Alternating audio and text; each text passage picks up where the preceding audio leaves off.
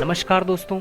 Tom फेरी कहते हैं कि आप आपकी आदतें बताओ, मैं आपको आपका फ्यूचर बता दूंगा। और ये बात सही भी है, क्योंकि पहले आप आपकी आदतें बनाते हैं और फिर आपकी आदतें आपका फ्यूचर बनाती है। और दोस्तों, आज के वीडियो में हम स्टीफन कोवे की लिखी book the 7 habits of highly effective people से बहुत कुछ सीखने वाले हैं। तो चलिए शुरू करते हैं। हाईली इफेक्टिव लोगों की फर्स्ट हैबिट है बी प्रोएक्टिव। दोस्तों, जब हमारे देश में गवर्नमेंट ने जम्मू एंड कश्मीर से आर्टिकल 370 और 35A को एब्रोगेट किया था, तो कई सारे लोगों ने इस डिसीजन का विरोध किया। उनको भी पता था कि उनके ऐसे अपोज करने से कुछ नहीं होने वाला है, लेकिन फिर उन्होंने इस डिसीजन को समझने के बजाय स्ट्राइक करके अपना टाइम और एनर्जी दोनों वेस्ट किया। जबकि दूसरी तरफ कई सारे लोगों ने उसे पूरी तरह समझकर गवर्नमेंट को ब्लेम करने के बजाय जम्मू कश्मीर में टूरिज्म को प्रमोट किया, जमीन खरीदना या नया बिजनेस स्टार्ट करने का प्लान कर लिया। ऐसे लोगों को ऑथर प्रोएक्टिव पीपल कहते हैं और उनके अपोजिट लोगों को रिएक्टिव पीपल। रिएक्टिव लोग हमेशा दूसरों को ब्लेम करते रहते हैं, जबकि प्रोएक्टिव लोग हमेशा ये सोचते हैं कि अब आगे हम क्या कर सकते हैं और राइट डायरेक्शन में एक्शन लेते हैं। तो एक्सक्यूजेस देने की बजाय आप ये सोचो कि आप क्या कर सकते हो और प्रोएक्टिव बनो। दोस्तों, हमारी सेकंड हैबिट है beginning with the and in mind. एक अच्छा सुंदर घर बनाने के लिए जैसे पहले उसका ब्लूप्रिंट बनाना जरूरी है, वैसे ही एक सुंदर लाइफ बनाने के लिए भी जरूरत होती है एक ब्लूप्रिंट की।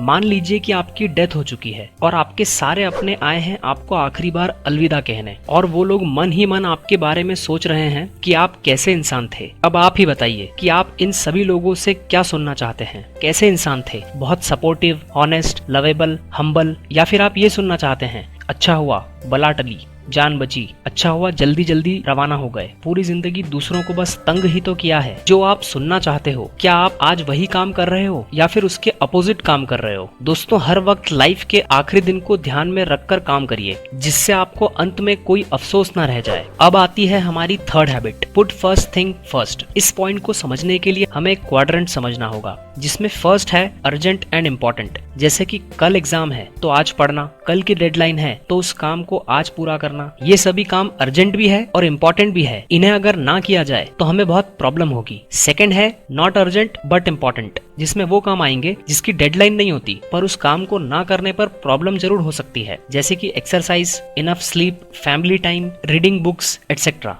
थर्ड है अर्जेंट बट नॉट इम्पोर्टेंट। इसमें वो काम आते हैं जो हमें डिस्ट्रैक्ट करते हैं, जैसे कि सोशल मीडिया के नोटिफिकेशंस, फ्रेंड्स के साथ घूमने निकल जाना एटसेट्रा। फोर्थ है नॉट अर्जेंट नॉट इम्पोर्टेंट। ये वो काम है जिसे हम ना ही करें तो बेहतर होगा। हाईली इफेक्टिव लोग सबसे पहले सेकंड क्वाड्रेंट के काम, उसके बाद फर्स्ट क्वाड्रेंट के काम करते हैं, और वो थर्ड और फोर्थ क्वाड्रेंट के कामों से तो दूर ही रहते हैं। इसीलिए हमें भी अपने काम को प्रायोरिटाइज करके पूरा करना चाहिए, जिससे टाइम का इफेक्टिव यूज हो सके। दोस्तों, हमारी फोर्थ हैबिट है थिंक विन विन। इफेक्टिव लोग कभी भी सिर्फ अपनी जिद के बारे में नहीं सोचते, वो हमेशा विन विन सिचुएशन से ही काम करते हैं। वो अपनी नीड और दूसरों की नीड को ऐसे जोड़ते हैं कि दोनों को लगता है कि इसमें फायदा मुझे ही हुआ है। फिफ्थ हैबिट है seek first to understand then to understood. ये हैबिट डिपेंड करती है कि हम लोगों को किस तरह से सुनते हैं, क्योंकि सुनने के भी 5 टाइप्स होते हैं। फर्स्ट है इग्नोरिंग लिसनिंग, जिसमें हम बोलने वाले की तरफ ध्यान ही नहीं देते। सेकेंड है प्रिटेंडिंग लिसनिंग, जिसमें हम सामने वाले की बात सुनने का सिर्फ दिखावा करते हैं, एक्चुअल में उसकी बात पर ध्यान नहीं देते। थर्ड है सिलेक्टिव लिसनिंग, जिसमें हमें जो अच्छा और सुनने योग्य लगे वो ही हम सुनते हैं। फोर्थ है अटेंटिव लिसनिंग, जिसमें शब्दों से ज्यादा महत्व हम उस बात पर देते हैं कि वो किस तरह से बोला गया है, हम वो एनर्जी को फील करते हैं। फिफ्थ है एम्पैथिक लिसनिंग। ये वो सुनने का तरीका है जिसमें हम अपने आप को बोलने वाले की जगह पर, यानी कि उनके नजरिए से देखते हैं। हमें किसी को सिर्फ रिप्लाई देने के लिए नहीं सुनना चाहिए, हमें उनकी फीलिंग्स और उनके नजरिए से देखना चाहिए। दोस्तों, हमारी सिक्स्थ हैबिट है सिनर्जाइज। ये एक